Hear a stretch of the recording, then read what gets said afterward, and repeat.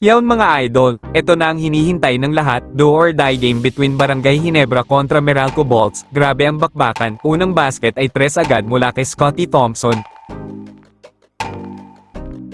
Reklamo naman agad itong si Justin Brownlee matapos ang soft call ng referee. Bihira nga lang magreklamo ito mga idol, maging si Chris Newsom at coaching staff ng Meralco ay todo reklamo. Bakit naman kasi ang soft ng mga tawag alam naman natin na do or die ang laban na ito. Nakuha naman ng Meralco ang kalamangan sa unang pagkakataon matapos ang move na ito ni Bong Quinto.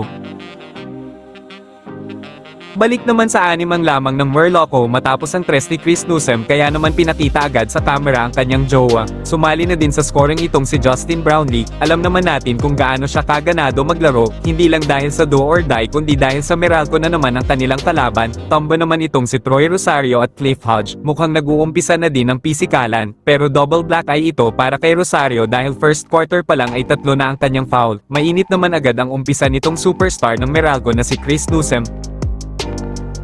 Quick 5 points naman itong kontrobersyal na si RJ Abarientos matapos ang life threat na ginawa sa kanya dahil sa mintis niyang panabla nung Game 2, natapos ang first quarter 22-19, Meralco up by 3. Second quarter ay agad nakuha ni Chris Newsom ang kanyang pangatlong 3 sa larong ito, napa-timeout naman agad si Coach Tim Coney tapos umangat sa 11 ang kalamangan ng Meralco dahil sa 3 ni Justin Rios, 12-0 na nga ang tinatakbo ng Meralco. Konting trivia lang mga idol, hindi pa nga nanalo sa series ang Meralco sa Ginebra na may Justin Brownlee. Todo kayod naman itong si Justin Brownlee dahil halos wala nang tulong sa kanya sa larong ito, rason para nalamangan sila ng Meralco. Under 4 minutes remaining sa quarter na ito ay 11 pa rin ang hinahabol ng Ginebra, unti-unti naman ang humahabol ang Ginebra dahil kay Magic bunot na si Ralphco. 8-0 run naman ang tinakbo ng mga K-Barangay sa pangunguna ni Justin Brownlee kaya baba na lang sa 3 ang lamang. Buhay na naman ang mga fans ng Ginebra dahil nakadikit na ulit ang pambato nila. Scoreless nga ang Meralco sa last 3 minutes, natapos ang halftime 39-38, Meralco ahead by 1. Third quarter ay agad na namang inumpisahan ni Chris Newsom ng isang 3 at ang kanyang pang-4 sa larong ito. This time ay ang jowa naman ni Chris Bonchero ang ipapakita matapos makascore ito. Nasakta naman itong si Troy Rosario matapos ang hampas na ito ni Bong Quinto. Tuluyan na ngang nakuha ng barangay ang kalamangan matapos ang buzzer beater 3 ni Scottie Thompson. After ng timeout ay ni-review ang race ni Scottie at binawi nga ang 3 dahil naabutan daw ito ng shot clock.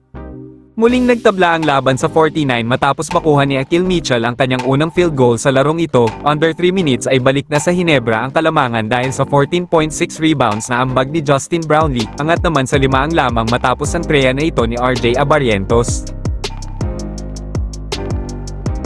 Natapos ang third quarter na lamang ang Ginebra, 64-50 right. Fourth quarter ay bumawi naman si RJ sa mga natalo nung Game 3 kaya naman this time yung jowa naman niya ang pinakita. Hindi naman papahuli itong si Chris Newsom at todo pa rin ang kanyang scoring para hindi tuluyang malayuan ng Ginebra.